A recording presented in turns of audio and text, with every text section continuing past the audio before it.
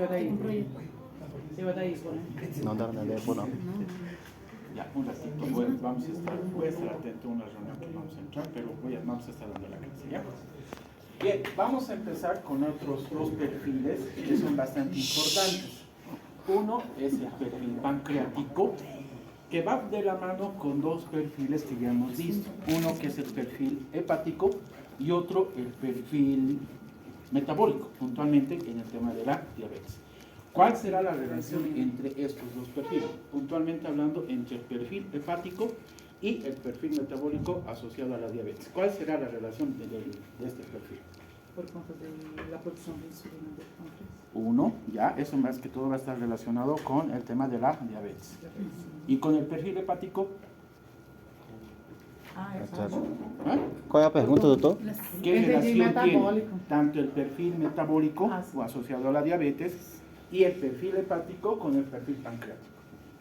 Por conta de los cálculos que podem obstruir e isso pode causar uma alteração do pâncreas, como pancreatite, essas coisas. Como tanto de Por conta da bilirrubina. hepatitis. Más que todo va asociado a algunos problemas de tipo obstructivo, ¿no? O sea, es decir, el viaje que va a realizar un cálculo a través de lo que son las vías biliares, llegando directamente hacia lo que es, ¿a qué conducto? Conducto Al colédoco colédoco y alojarse o obstruir También pancreático puede. conduto com ampolla de barro, ¿no ve? Entonces, tiene bastante relación. Para poder un poquito definir el tema del perfil pancreático, tenemos que saber cuáles van a ser las funciones del páncreas, para empezar, ¿no ve? ¿Cuáles son las dos funciones del páncreas? ¿O qué funciones cumple? la producción de insulina, Secreção e secreção. Ya, va a cumplir funciones de secreción de jugo pancreático jugo pancreático. y producción de ¿Cuántas insulina. funciones va a cumplir? Exocrina y Exócrino Ah, y y endócrino. endócrino. Muy bien, entonces son dos. Exócrino y endócrino. ¿No ves? Bien, empecemos por ahí. El páncreas va a ser una glándula, eso ya lo sabemos, ¿no ves? Que va a trabajar en estas dos funciones, tanto en una función exócrina y una función endócrina. Desde el punto de vista, más que todo fisiológico, estas dos funciones, tanto la exócrina como la endocrina, van a intervenir en diferentes funciones a nivel del cuerpo. En la función exócrina va a ser en todo caso la que va a producir enzimas que van a ayudar a digerir los alimentos. En todo caso vamos a hablar de lo que es las enzimas como la mirasa, la proteasa y la lipasa. Estas tres enzimas van a tener también así su función específica. Por ejemplo, la mirasa, enzima para ayudar a digerir, ¿qué tipo de alimentos son?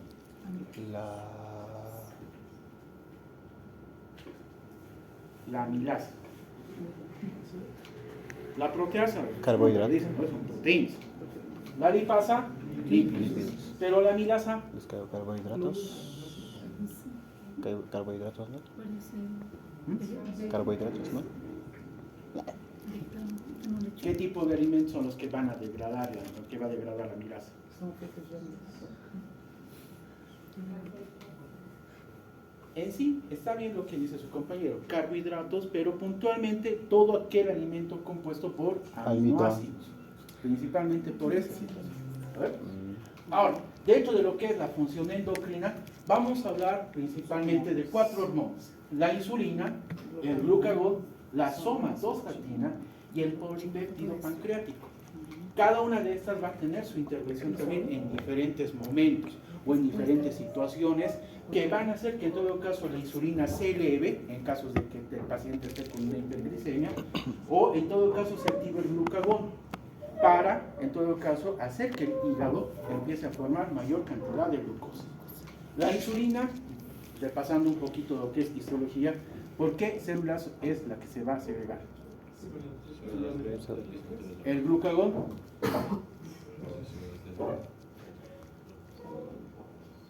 ¿Cuántas células existen dentro de los islotes de Langerhans? Nossa. ¿Cuántos tipos de células existen? Langerhans. ¿Cómo es? La insulina se segrega a través de las células Bien, el glucagón. Alfa, ¿no? Alfa Y el delta, que es el otro grupo celular. vírgula, acerca y alfa, beta. Ahí está. ¿Qué segregan las células delta? Los coxines, pancreáticos de las células. Bueno, ya. Cuando se elevan cualquiera de una de estas, bueno, en dado caso, cuando se elevan las enzimas o cuando se llega a elevar las hormonas, también nos va a dar algunas pautas de lo que está sucediendo con ese paciente. Pero si en todo caso vamos a hablar de que el paciente esté sufriendo una insuficiencia pancreática, que puede ser a través o secundario una pancreatitis, o en todo caso una lesión de páncreas, obviamente que todos estos componentes van a estar disminuidos, y eso en todo caso puede darnos mayores datos también, ¿ya? Ahora, ¿cuál va a ser la importancia? En todo caso vamos a tener como importancia que este perfil nos va a ayudar a diagnosticar patologías del páncreas endocrino y exócrino. Nos va a ayudar a identificar parámetros bioquímicos que van a conformar el perfil pancreático, interpretar valores normales, diferenciar las pruebas de función exócrina y endocrina y relacionar los resultados con patologías pancreáticas como la pancreatitis aguda, crónica y diabetes mellitus, que ya lo hemos visto, ¿ya? Ahora, estos son los 4 o 5 parámetros que nosotros vamos a ver en lo que es perfil pancreático. Estamos hablando de la amilasa sérica, que su función va a ser exócrina y sus valores normales de 30 a 100 unidades litro. La lipasa sérica, que también tiene una función exócrina y su valor normal de 13 a 60 unidades litro. La elastasa fecal, que es más especial o es más específico en heces fecales, es de tipo exócrino y tiene que estar en una cantidad mayor a 200 picogramos por gramo de heces. La insulina sérica es la que en todo caso va a cumplir una función endocrina y su función, bueno, y sus valores normales va de 2 a 25 pico unidades mililitro, y el péptido C, que también va a cumplir una función endocrina, que va de 0,5 a 2 nanogramos mililitro. Para esto, en todo caso, también tenemos que tomar en cuenta que la muestra que vamos a solicitar en el paciente tiene que ser sangre venosa, principalmente. ¿Para qué? Para ver, en todo caso, para medir la cantidad de amilasa, lipasa, glucosa e insulina y péptido C. Para eso también existen algunas recomendaciones que tenemos que dar a nuestro paciente previo a la prueba, principalmente un ayuno entre 8 a 12 horas.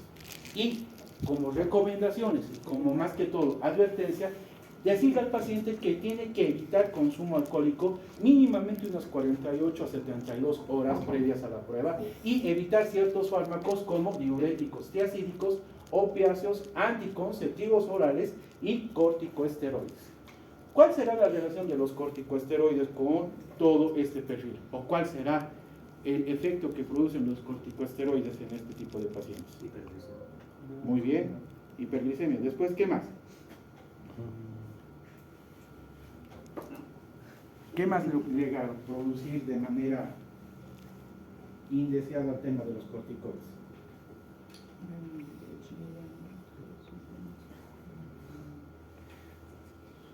Está bien lo que ha dicho su compañero, produce una hiperglicemia. ¿Qué más pero llegaría a suceder? Si nos vamos al tema de los anticonceptivos orales, ¿qué es lo que va a provocar? ¿Qué hormona? Aquí puntualmente.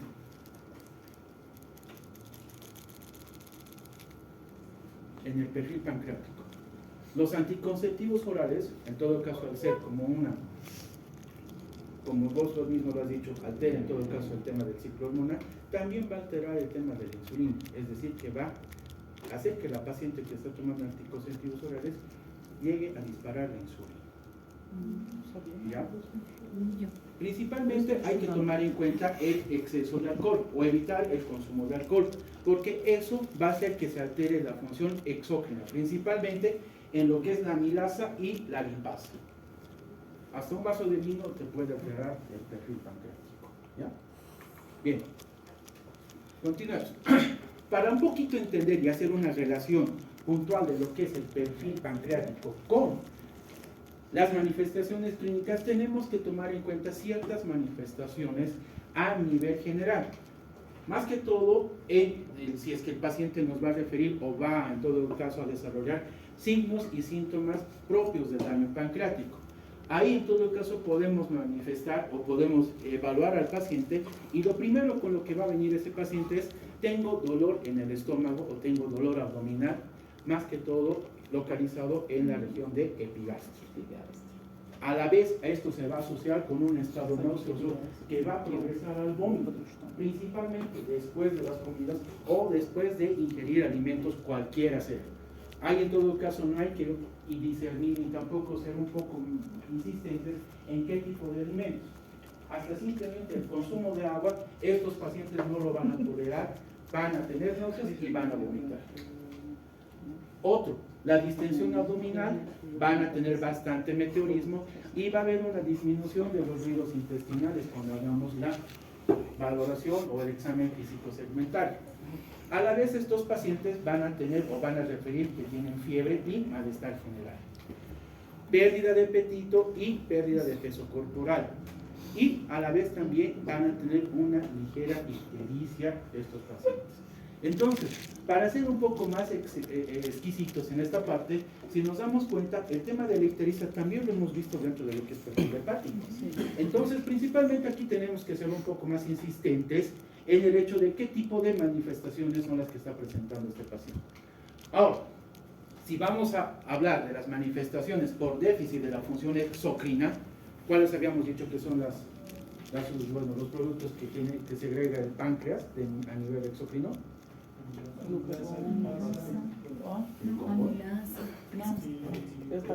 ¿Qué? Amilasa, ¿ven? Estamos hablando de sustancias que van a intervenir dentro de la digestión del paciente, ¿ven? Entonces, ese paciente, al no tener o al tener una disfunción o un déficit de la función exocrina, va a presentar esteatorrea. ¿Qué es esteatorrea? Ese es con grasa. contenido excesivo de grasa. Esas mismas heces van a ser más intensas o van a tener un olor un poco más fuerte de lo normal. Y aparte que van a tener una consistencia brillante, oleosa, bueno, características propias de cuando echamos aceite al agua, principalmente. A la vez también estos pacientes pueden tener diarrea crónica y puede alternarse con constipación. Luego va a haber distensión y dolor abdominal después de la ingesta de alimentos, flatulencia excesiva y pérdida de peso progresiva, incluso con buena ingesta de alimentos. Es decir, que no necesariamente el paciente tiene que estar bien alimentado para poder, en todo caso, descartar un posible déficit de la función exócrina. Sigamos. Dentro de las manifestaciones, más que todo, de la función endocrina, aquí es donde intervienen ¿qué hormonas? Insulina y glucagón. Si estamos hablando de una disfunción de insulina, estaríamos hablando de que el paciente está propenso a sufrir una hipoglicemia o bueno, en todo caso, sujeto a una posible diabetes. Entonces ahí vamos a asociarlo con los signos y síntomas propios de la diabetes: poliuria, polidipsia, polifagia, visión borrosa, fatiga o somnolencia e infecciones recurrentes, principalmente en piel y orina. Por exceso de insulina, es decir, más que todo, que va a estar asociado a un proceso, a una situación por hipoglicemia, vamos a asociarlo directamente con un tumor en el páncreas, principalmente cuando estemos frente a un insulinoma. Ahí en todo caso el paciente nos podrá referir sudoración fría, palidez, temblores, taquicardia, ansiedad, sensación de hambre súbita o difícil de saciar, confusión, visión borrosa, pérdida de conciencia y convulsiones en casos totalmente severos. Esas son en todo caso las manifestaciones clínicas.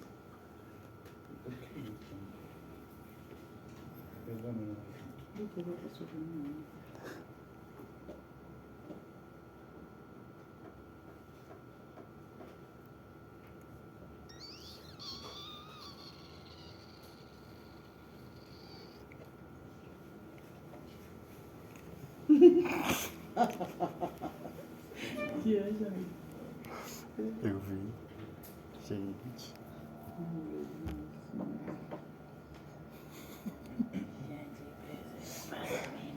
Ele joga até a alma do menino. Uhum.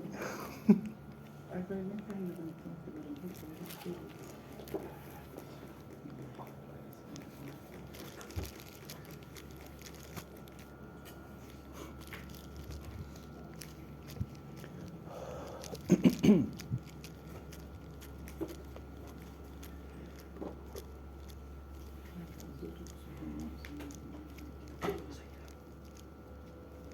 Esse vai. Uma pequena escrita só sobre o rolo. É? Uhum. Só não tem bolo público aqui, não. Rapaz, ela sabe mesmo, ó. Só mais adelante.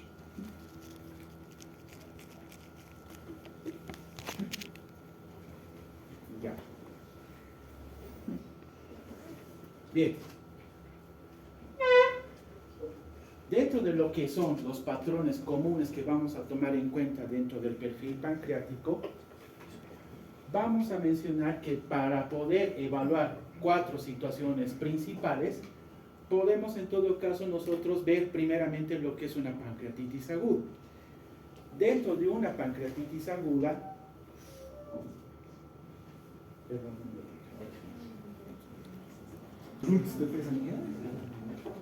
si vamos a hablar de una pancreatitis aguda, el punto que nosotros vamos a tomar muy en cuenta es la lipasa. Ese es prácticamente el compuesto que nosotros tenemos que tomar en cuenta, que nos va a indicar si ese paciente está con este diagnóstico. Pero hay una condicionante, que la lipasa tiene que estar 3 a 10 veces más del límite normal. Si normalmente hemos dicho cuánto es el límite, ¿cuántos son los valores normales de la lipasa? 35,10 não. ¿Qué? Mais de 35,10 não. ¿Cuánto es el valor normal de la lipasa? Se lo que te hemos dicho. De 30 a 110 não. ¿De 30? A 110 não. De 30 a 110. Si en todo caso vamos a encontrar, por así decirlo, un valor arriba de 300 o de 400, se está cumpliendo el parámetro, ¿no ve? O sea, está por encima de 3 veces más del límite superior. Entonces, eso nos puede ayudar a determinar que ese paciente efectivamente está con este diagnóstico. Pero hay que tomar en cuenta también los otros parámetros que nos va a decir estos patrones.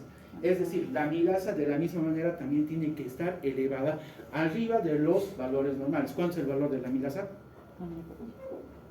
Fala, Jamil.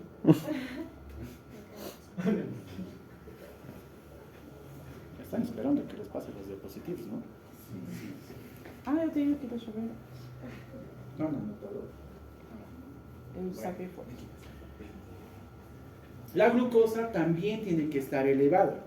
Cuando habíamos hablado de glucosa o de glicemia, habíamos dicho que hay ciertos factores o hay ciertas situaciones que te hacen elevar la glucosa de manera fisiológica. Obviamente que en este caso estamos hablando de un problema específico, que es la pancreatitis. Pero aquí la glucosa se va a elevar por una situación de estrés, es decir, por un dolor agudo, ¿no? Aquí hay un parámetro que en todo caso no está refiriéndose dentro de lo que es el perfil pancreático, pero es el calcio, que en todo caso se hace presente por el hecho de que va a haber una saponificación de la grasa, y estos en todo caso tenemos que corroborarlo con un estudio de imágenes, principalmente una ecografía, para poder en todo caso confirmar el diagnóstico. Hay un signo y hay un síntoma, en todo caso el paciente nos dice que es primordial tomarlo en cuenta para poder diagnosticar una pancreatitis. ¿Cuál será? El dolor, ¿hacia dónde hemos dicho? ¿Y hacia dónde es irradio? Hacia la zona lugar. Eso se llama dolor en cinturón. Y hay una característica puntual que el paciente siempre nos dice del tipo de dolor. ¿Cuántos tipos de dolor conocemos? ¿Cuántos tipos de dolor conocemos? Os principais, acho que é 5 tipos. Ya, tipo cólico 1. Cólico, urente, pulsante, pulsátil. Después, Pulsátil, vibrante, doctor. opresivo, pulsátil. No, ya, pues, El de la pancreatitis, ¿qué tipo de dolor será? ¿Qué? ¿Transficiente? Puede ser, pero también tiene otro nombre. O también es característico, le dicen así como me estaría taladrando. Es constante y penetrante. No cede a la ingesta de analgésicos. Entonces, esos detallitos hay que tomarlo en cuenta para poder diagnosticar una pancreatitis. La pancreatitis crónica no es diferente a la aguda. Lo único que hay que tomar en cuenta es que aquí vamos a tomar en cuenta la elastasa fecal, que habíamos dicho que es un parámetro que solamente lo medimos en las heces fecales. La amilasa y la lipasa, en este caso, van a estar normales o ligeramente elevadas, pero la elastasa fecal va a ser el parámetro que nosotros vamos a usar para poder diagnosticar una pancreatitis crónica. Va a tener una esteatorrea presente el paciente y la glucosa puede estar elevada sin afección endocrina secundaria. Una insuficiencia pancreática exocrina, aquí en todo caso vamos a tomar en cuenta la amilasa y la lipasa que van a estar normales o bajas. La esteatasa fecal va a estar por debajo de 200 picogramos, las grasas fecales van a estar aumentadas, es decir que el paciente va a tener una esteatorrea y va a estar asociada más que todo a fibrosis quística pancreática crónica avanzada. Doctor, ¿cómo era el estado fecal? ¿Qué? ¿Cómo era el estado fecal? Es otro de los parámetros dentro de la función exócrina del páncreas. Está dentro de los valores normales. Está por encima de 200 picogramos sobre gramo. ¿Ya? Sobre gramo de ese fecal. Esto que en todo caso ustedes ya lo conocen, que es la diabetes mellitus, también nos sirve, nos puede ayudar también el perfil pancreático. ¿En qué sentido? No se olviden que habíamos hablado dentro de lo que es el páncreas endocrino, la presencia de insulina y el péptido C, que en todo caso van a estar bajos en la diabetes mellitus tipo 1 y van a estar normales o elevados en la diabetes mellitus tipo 2. Asociado en todo caso a esto vamos a tomar en cuenta la elevación de la glucosa y la elevación de la hemoglobina glucosilada. Si vamos a asociar la glucosa elevada, la hemoglobina glicosilada y un nivel alto o normal de la insulina o el péptido C, ya estamos confirmando una diabetes mellitus. Pero si estos dos últimos van a estar bajos, propiamente estamos hablando de una diabetes mellitus tipo 1. Vamos a hablar en todo caso también, vamos a asociarlo a un aumento de la amilasa o la lipasa en casos de daño pancreático concomitante. Bien, si vamos a diferenciar principalmente la amilasa y la lipasa, que son los dos parámetros importantes para poder ver,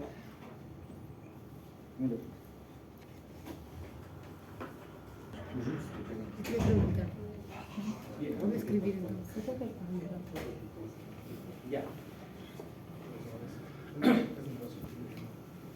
La amilasa, al ser una enzima que en todo caso va a cumplir una función exócrina, tenemos que tomar en cuenta que esta no solamente se produce en el páncreas, sino también se produce a nivel de las glándulas salivales, se produce también en las trompas de falopio, en el músculo esquelético, en el intestino, los pulmones y el tejido adiposo.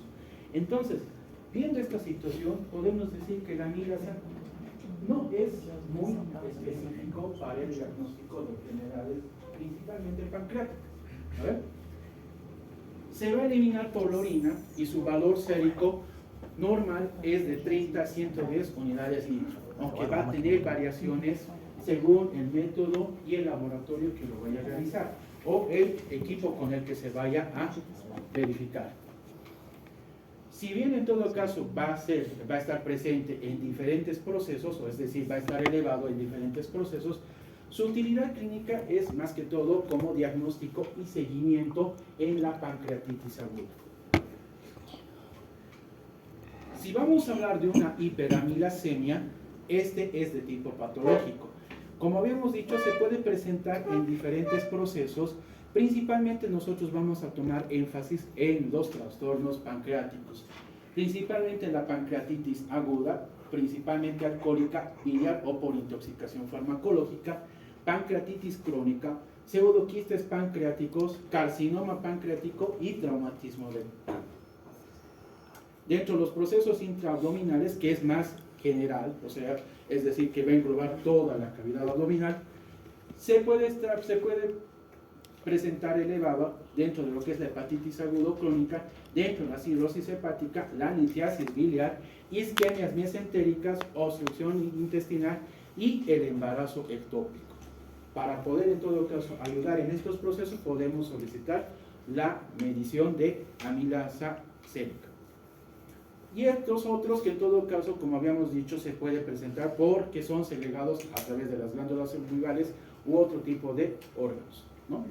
Aquí en todo caso, dentro de lo que son las glándulas salivales, podemos mencionar las parotiditis, la cianobacteritis o cánoros.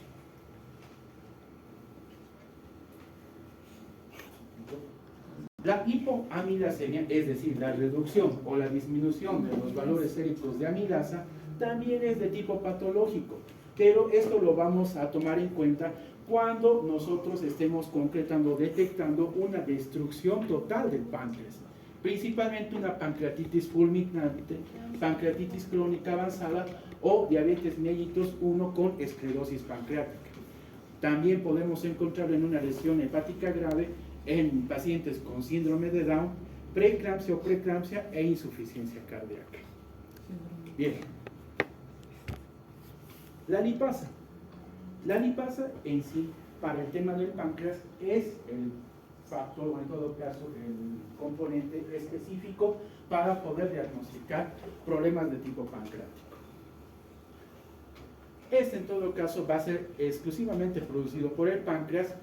De menor envergadura también va a estar asociado al estómago o al intestino y los pulmones.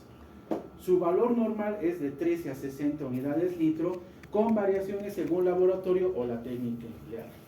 Se va a elevar en los mismos procesos que la hiperamilasemia, pero como habíamos dicho, principalmente vamos a usarlo para el diagnóstico de patologías de tipo pancreático. ¿Ya?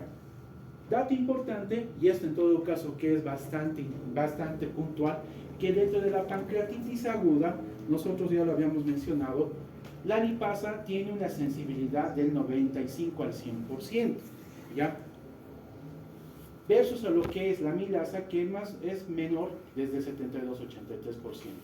Entonces, si yo tengo un paciente con síntomas característicos de una posible pancreatitis, que hasta el momento hemos descrito, principalmente el dolor en epigastrio, estado nauseoso con progresión al vómito por cualquier ingesta de alimentos o líquidos, dolor que se irradia en cinturón hacia la región lumbar de tipo terebrante con fiebre, y le solicitamos simplemente un laboratorio donde nos encontremos con una lipasa elevada. ¿Cuál es la relación que tiene que tener los valores de lipasa? ¿Cuánto tiene que estar elevado para poder confirmar? De 3 a 10 veces. 3 a 10 veces el valor normal, ¿verdad? Entonces, si tengo todo eso, es difícil que en todo caso yo me confunda y esté dudando de que ese paciente esté con un diagnóstico de pancreatitis aguda. Dentro de la etiología tenemos que tomar en cuenta que el principal, o la etiología que en todo caso vamos a poder asociarla directamente, es la colelitiasis, que es el 80% de todos los casos. O sea, es decir, que si por eso les preguntaba al inicio, ¿qué relación tendrá el perfil pancreático con el perfil hepático o con el perfil metabólico? Esta es la relación. La colelitiasis es el responsable del 80% de los casos de pancreatitis aguda. Segundo está el alcohol. En tercer lugar está el tipo idiopático, que más que todo está asociado por el tema de diabetes o en todo caso de traumas. La hiperlipidemia y la post-CPRE. Esta CPRE significa que es un procedimiento, una colangiopancreatografía retrógrada endoscópica, que es en todo caso el procedimiento bajo el cual el gastroenterólogo va a liberar la ampolla de Vater o el esfínter de Oddi a través de un endoscopio. Pero eso, como habíamos mencionado, se puede complicar en una pancreatitis aguda.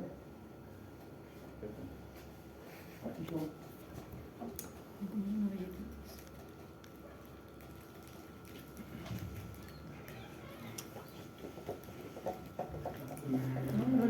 Los hermanos Riñones. Bonzinha com bonzinha. ¿Has visto el video de los hermanos Riñones? De quê? De los hermanos Riñones. Não. Triste. Lágrimas. Hay la gente en un video, yo me reía porque dice, si no has visto la historia de los hermanos Riñones, Puta. entonces empieza a beber agua de hoy.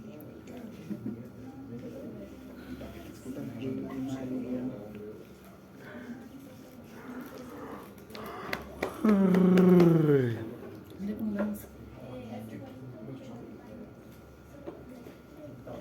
Dentro com este bolo na boca.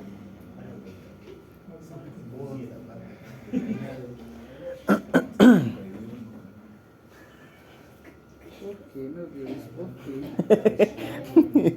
Por que, meu Deus? Botei. A fala ou só uma? Não, ele reage e fala assim. Espera, você pega depois. Ahora vamos a hablar de otro perfil que actualmente se ha vuelto tendencia. ¿Qué? Sí, de los hermanos Riñones. ¿Se vuelto qué? Tendencia. Ah, El perfil renal, bueno, ¿han visto? no. Los videos de los hermanos. ¿No han visto esto? Sí, ¿No han visto? yo sí. Aonde era ¿No han ele? visto la historia TikTok. de los hermanos renales? TikTok, mulher, pelo amor. Les recomiendo que vean. Creo que este TikTok Es triste. ha hecho más que el programa renal en Bolivia. Eu acho. A ver, un poco Explica bien, hablaremos del tema del año. Y ese video explica bien de los riñones. ¿Por qué es importante el tema de las enfermedades renales? Presión arterial. Hay que tomar en cuenta eso, ver cuáles son los factores o cuáles son las situaciones que nos van a conducir a una posible insuficiencia renal. ¿Verdad? Filtra la sangre. Dentro de cuáles serían en todo caso las condiciones propicias para que este paciente pueda llegar a una insuficiencia renal. ¿Qué? Ya, después, ¿qué más? La diabetes. ¿Y se acuerdan más o menos cuál era la tasa de prevalencia de personas con diabetes? ¿Se acuerdan que les he dicho La que tasa de prevalencia. la diabetes mata más que el mismo COVID? Sí, pero yo no puedo. Porque la diabetes en realidad no mata. O sea, no es la que en todo caso. Não. Que mata são as complicações. As complicações.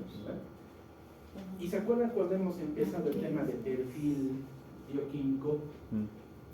La IRC o la IRA, ¿en qué lugar estaba? ¿Se acuerdan? Não. ¿Quién sabe en primer lugar dentro de las patologías con mayor índice de muerte? ¿Se acuerdan? Diabetes, ¿no? ¿Cuál estaba en segundo lugar y cuál estaba en tercer lugar? ¿Se acuerdan? ¿No? Primer lugar. No, pero sí. No. Primeiro lugar cardíaco. Depois No, é. era cosa de renal. ¿Se acuerdan de Tito que les he mostrado? É urinária, aquela ponte que a gente faz. Mas parece bem, né? Ni faltaría así. Al revés. Depois aquela ponte foi ainda ¿Se ficando. acuerdan de esto? Ah. Ira e. En primer lugar está la insuficiencia Renal renal aguda. insuficiencia renal crónica. En segundo lugar está la Diabetes mellitus 1 e 2. Y ahí Y en viene. tercer lugar está el infarto Infarto agudo del miocardio. arteriosclerosis. ¿Ve? Entonces es importante que tomemos en cuenta este detalle. ¿Ya? ¿Por qué les digo? Sabía que era riñón. Ya les he salido. Yo dije insuficiencia. Chutando aí, chutando. Para fora, garoto. Que é coisas exatas. Sim, não. A Bíblia mesmo diz. É. Sim, sim, não, não. Tem que estar, não sei, talvez. Seja você, nas suas palavras. Sim, sim, não, não, viu? No, es que no era así. La respuesta. Era rir.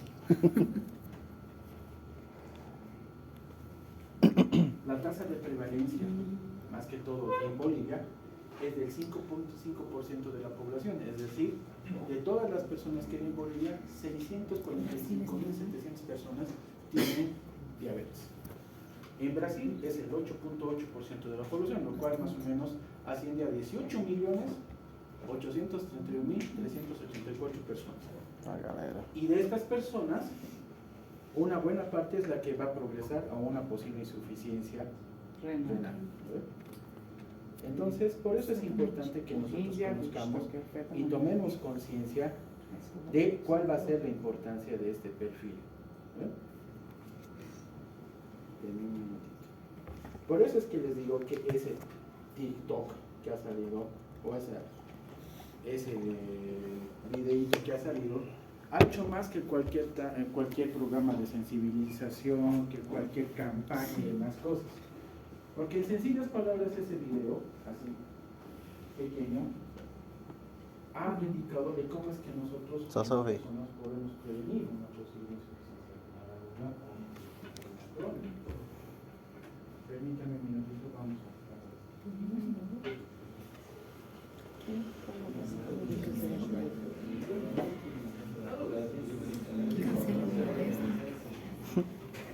Deixa o cara. Botei o vídeo, mano. ¿Quién en todo caso va a medir el perfil renal? Va a ser un conjunto de pruebas laboratoriales que se van a hacer a través de la sangre. Nos van a medir principalmente la función y la salud de los riñones y van a ayudar a detectar alteraciones tempranas o avanzadas en el funcionamiento renal. ¿Ya? Esto más que todo para poder prevenir situaciones que, en pocas palabras, lleguen a complicar la situación. Ahora, ¿ustedes saben por lo menos cuánto cuesta una sesión de diálisis o de hemodiálisis? En Bolivia cuesta 730 bolivianos por sesión. ¿Y cuántas sesiones necesita un paciente a la semana? 3. Multipliquen 730 por 2.100 bolivianos. Eso multiplíquenlo por 4 semanas. 10.000 bolivianos por año. Son 10.000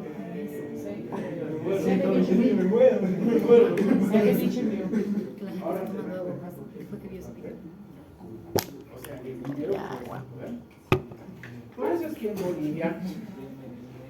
que en Bolivia existe un programa renal, que en todo caso el gobierno es el que está pagando el tema de hemodiálisis a través de ese programa. Hay que tomar en cuenta que en Bolivia actualmente tenemos diagnosticados, según el programa renal, a 6.445 personas, ¿ya? Y en todo caso también están a la espera de...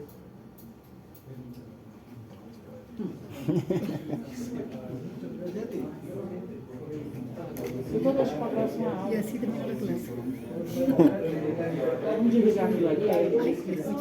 Y los del otro grupo se enojan porque con ellos siempre pasa clases seguidas. Con nosotros siempre cuando una vez cancelan nosotros vamos a hacer por ellos.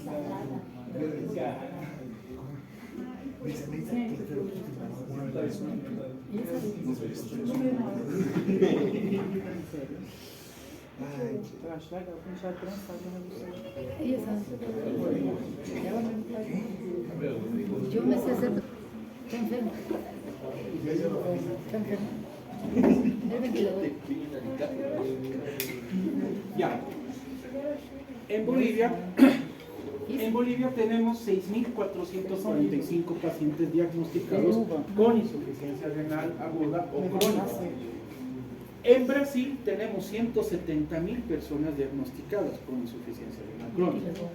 Cada año en ambos países crece entre 12 al 14% de la totalidad de estos pacientes. Es decir, que en todo caso en Bolivia cada año van sumando entre 60, 70 hasta 80 personas por año con diagnóstico de insuficiencia renal crónica. El 53.6% tiene una edad entre 30 a 59 años, o sea, son personas jóvenes, ¿no ven? Si eso en todo caso lo vamos a proyectar, supongamos que una persona de 30 años con diagnóstico de insuficiencia renal crónica tiene una esperanza de vida hasta 70, 20 años va a tener que vivir con terapia sustitutiva o hemodiálisis. El presupuesto que ustedes han sacado, más o menos oscila 120.000 bolivianos, multiplíquenlo por 20. Ese es el costo. ¿No ven? Ese es el tema que en todo caso hay que tomarlo muy en cuenta. Para cualquier gobierno, tanto para el brasileño como para el boliviano, el costo por paciente es este, 111.228 bolivianos. Eso es lo que paga el gobierno por sesiones de hemodiálisis por año por cada paciente.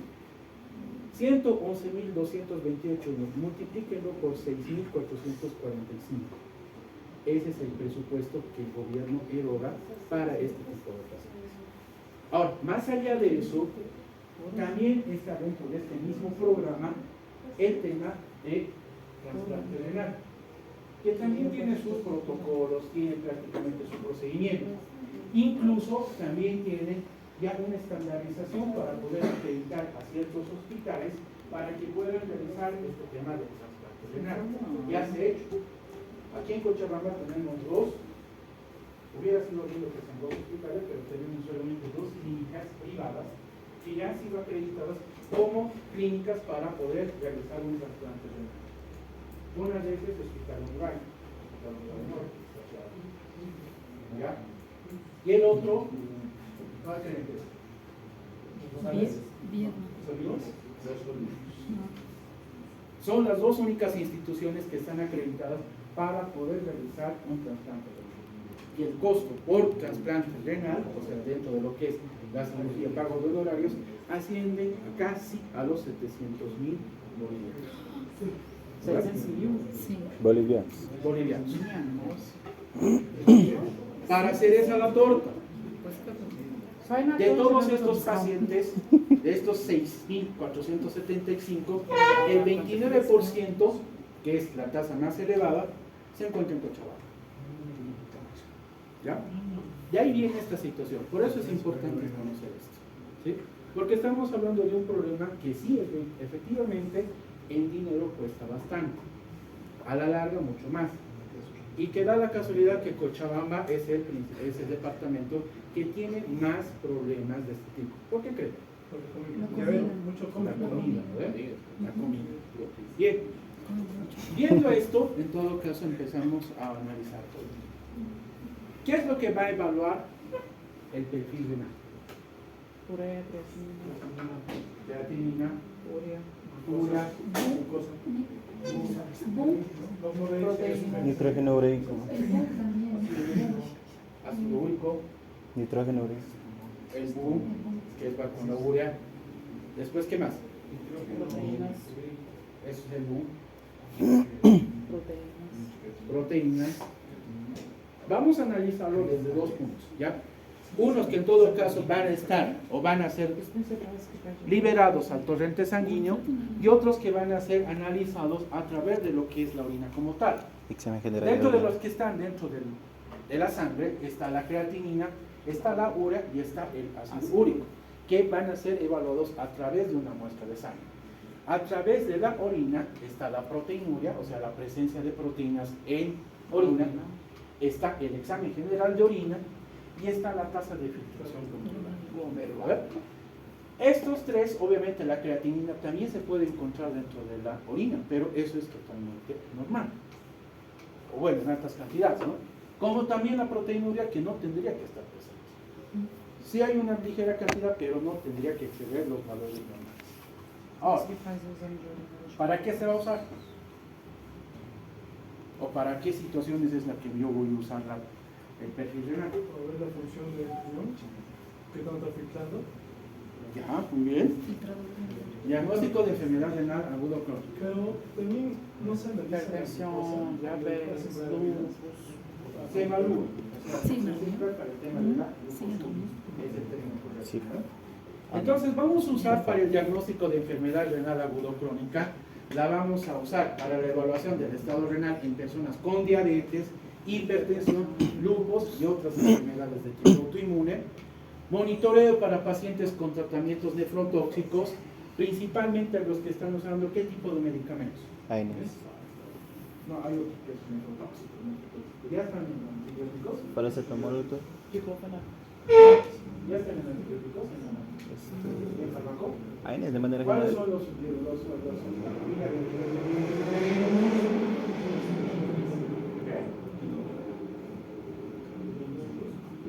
¿Corticoides? ¿No?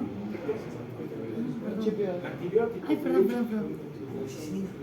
Hay Pensé que- antibiótico. Sí, antibióticos. Yo pensé que había dicho de cualquiera, de diabetes. Antibiótico. Sí, no. Yo pensé que había dicho en general. Sí.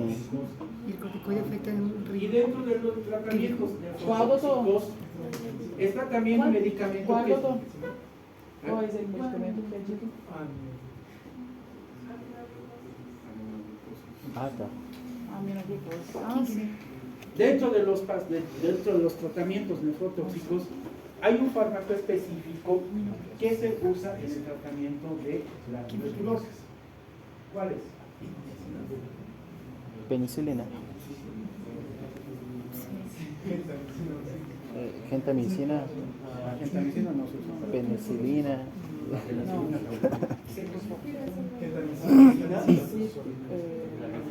Ciprofloxacina. Todos. Diacarbacacina. Antituberculosis. ¿Qué? La rifampicina. Y más que todo para Saca evaluación jugo, de rutina en pacientes preoperatorio y postoperatorio. Cuando ustedes ya empiecen a rotar cirugía, o cuando ustedes ya entren a su internado y estén rotando por cirugía, al médico que en todo caso va a estar a cargo, lo primero que va a pedir es un perfil renal, una prueba de función renal. ¿Por qué? Porque no puede entrar a una cirugía si en todo caso va a tener alterado el perfil renal. Y esto lo va a hacer antes y después de la operación. ¿Por qué? ¿Por qué cree? ¿Eh? No, perfil renal. Por conta ¿Por por qué conta da cree? filtração da Porque cuando el cirujano va a ver que su creatinina se está elevando el paciente, lo van a ver más blanco que el papel. ¿Por qué cree? Creatinina.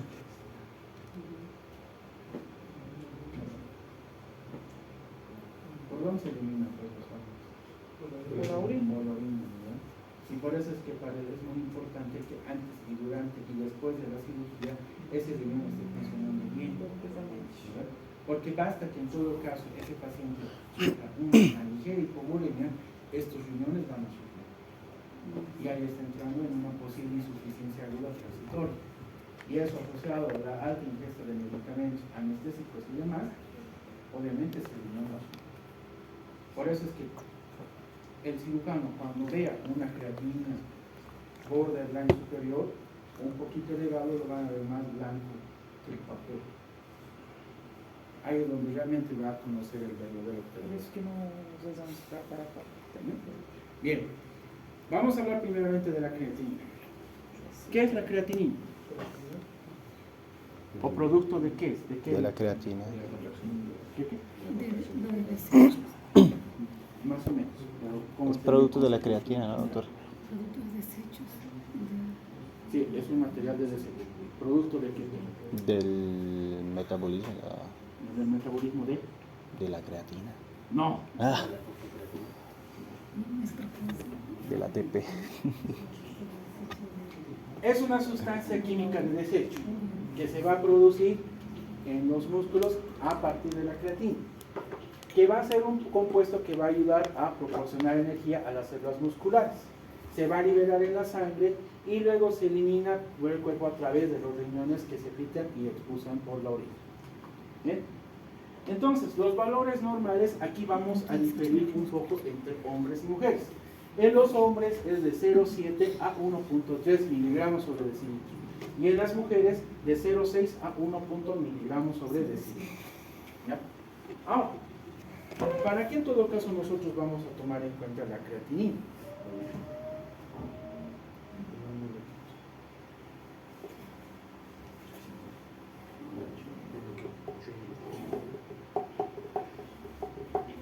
Pero está bien. La creatinina alta se va a deber a tres situaciones.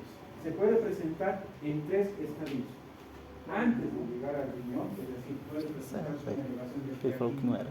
antes de que se produzca el daño renal, cuando se produce el daño renal y posterior al paso renal. Dentro de lo que es la condición prerrenal, vamos a hablar en todo caso de posibles hemorragias o una disminución en la perfusión sanguínea a los riñones.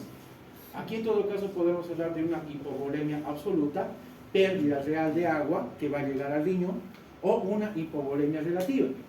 Más que todo, acumulación de agua en espacios extracelulares, así, edemas, que en todo caso esta agua no va a llegar a los riñones para poder filtrar. Dentro de lo que es de tipo renal o parenquimatoso, aquí en todo caso estamos hablando de una lesión orgánica real dentro del riñón. Entonces, la necrosis tubular aguda, las glomerulopatías o el uso de fármacos nefrotóxicos son los que van a hacer que en todo caso la creatinina se eleve cuando se esté desarrollando esta lesión a nivel del parénquima renal.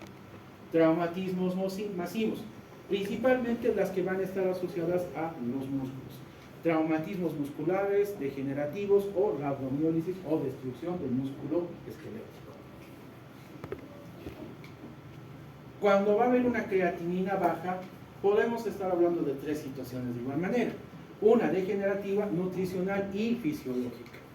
Dentro de la degenerativa, vamos en todo caso a asociarlo con una disminución de la masa muscular o enfermedades musculares o degenerativas en su estado terminal. Hay que tomar en cuenta que una creatinina baja la vamos a poder encontrar en pacientes que van a estar por encima de los 60 años. Porque a partir de esta edad, la masa muscular llega a bajar considerablemente, hasta incluso llegar un poco a una situación de debilidad muscular. De tipo nutricional, en todo caso en pacientes que tienen dieta baja en proteínas o dieta hipoproteica. Y aquí es importante tomar en cuenta este dato. De tipo fisiológico, en mujeres embarazadas, donde su creatinina va a estar de 0.4 a 0.6 miligramos sobre decilitro. Tomar en cuenta este dato porque entra dentro del examen. ¿Sí? Tá bom. ¿Ya? Bom. Boom. Que va a estar asociada al oro. El nitrógeno ureico en sangre. ¿Verdad?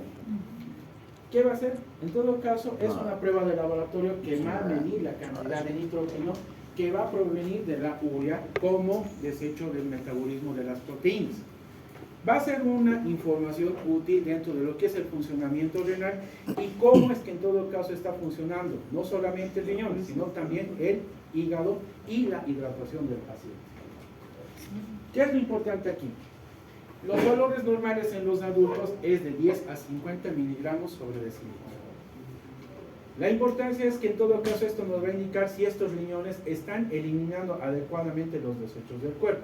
Es más general, no es tan específico como la creatinina, pero sí en todo caso nos va a poder identificar cómo es que está funcionando ese riñón de manera general. Doctor, ¿puedes regresar el otro, por favor? ¿Cuál? Antes, el otro, antes. Ahí. Ya, Ok. gracias. ¿Bien? ¿Cuándo se va a aumentar la urea o el MUM? En pacientes que en todo caso están con procesos de deshidratación, insuficiencia renal aguda, hemorragias gastrointestinales, dietas ricas en proteínas y el uso de ciertos medicamentos como diuréticos o antibióticos. ¿Cuándo va a disminuir la urea o el MUM? En enfermedades hepáticas graves donde el hígado no va a producir urea normalmente, pacientes con desnutrición o malnutrición o pacientes con sobrehidratación. Aquí en todo caso estamos hablando del otro extremo, un encharcamiento, una rehidratación, una sobrehidratación, que lo único que va a hacer también va a ser alterar el perfil renal. ¿Cuánto es la cantidad de agua que tenemos que consumir normalmente diario? Depende del peso. Nutricionalmente, ¿cuánto es? 2 litros. El mínimo 2. Fisiológicamente, ¿cuánto consumimos? Depende del Dois. peso. Em vez que a gente fez o cálculo, eu tenho que tomar uns 3 litros do domingo. Com a doutora Oliveira. Cuando nosotros estemos hablando, cuando ya entremos al tema hospitalario, el tema de la hidratación, hay 4 aspectos importantes.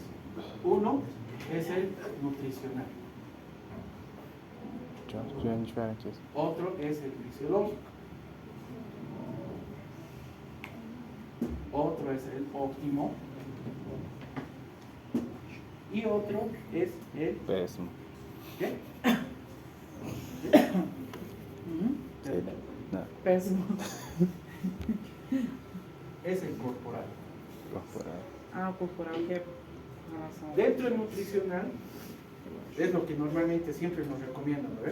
Todos, hasta incluso los nutricionistas. ¿Cuánta es la cantidad de agua que tiene que tomar una persona? 2 litros. Fisiológicamente, ¿cuánto es lo que tenemos que consumir? Lo que eliminamos, ¿verdad? Eso es. Aquí en todo caso, dentro del fisiológico, vamos a tomar lo que es egresos versus ingresos.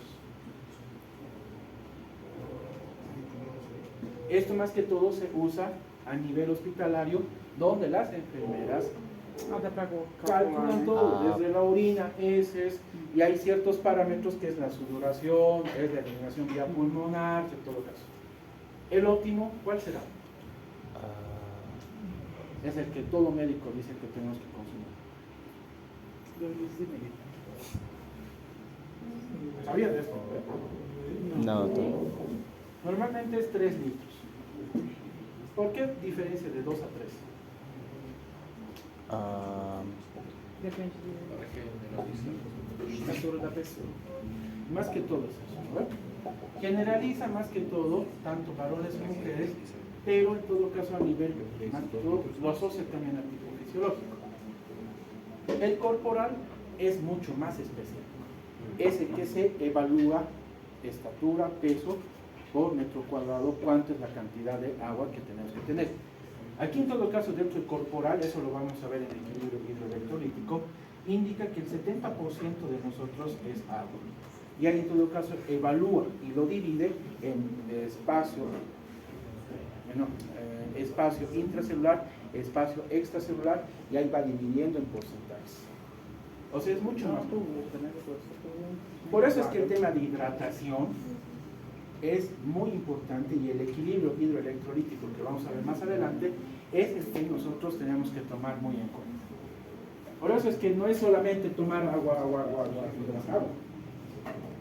Porque si tomamos bastante agua y nuestro riñón no empieza a eliminar, ¿qué es lo que sucede? Va a elevarse la presión arterial. Entonces, al elevarse la presión arterial por una sobrehidratación, va a ser que en todo caso pegado, que no está llegando a ser eliminado, se empiece a distribuir en espacios extracelulares. Ahí vamos a estar sentando en un tema de acidez. Por eso es importante. Bien. Aquí hay que tomar en cuenta que la urea es el único compuesto que es eliminado, que es reabsorbido por, ¿qué es esto? Nefrona. ¿Cuál es la unidad funcional del riñón? Nefrona. La nefrona. A mayor cantidad de agua que nosotros ingiremos, vamos a eliminar mayor cantidad de urea, ¿ya? Lo importante aquí es esto, la relación boom-creatinina. Aquí en todo caso vamos a hacer una división, una operación aritmética. ¿Qué? ¿Ya estamos en edad? Sí. Esa. Ya, aquí la vamos a dejar. El día jueves vamos a terminar con perfil proteico y hormonal. ¿Ya?